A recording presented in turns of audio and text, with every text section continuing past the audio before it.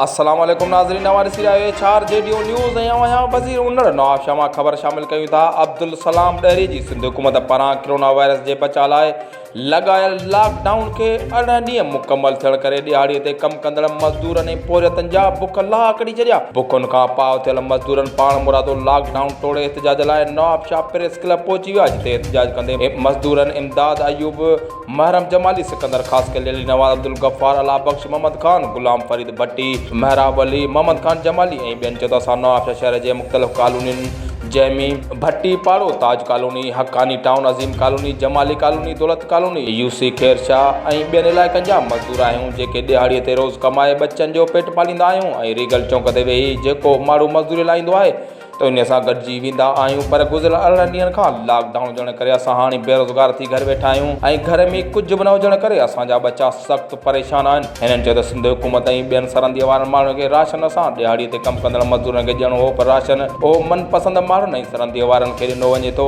उन जे करे असांजा बच्चा बुखूं काटे रहिया आहिनि, जंहिंजे करे मजबूर थी असां बेनज़ीराबाद प्रेस क्लब ॿाहिरां एहतजाज कयूं पिया। हिननि चयो त ज़िला शहीद बेनज़ीराबाद जा चूंडियल नुमाइंदा ज़िला इंतिज़ामिया मज़दूरनि खे राशन ॾियण बजाए मनपसंदि माण्हुनि खे राशन ॾेई रहिया आहिनि ऐं असांखे अञा ताईं लूण जी थेली बि न मिली आहे ऐं उन जे करे असां हाणे वधीक बुखूं नथा काटे सघूं। हिननि हुकूमत खे अपील कई त असांखे राशन ॾिनो वञे ऐं जेसीं ताईं असांखे राशन न मिलंदो तेसीं ताईं असां प्रेस क्लब ते वेठा हूंदासीं।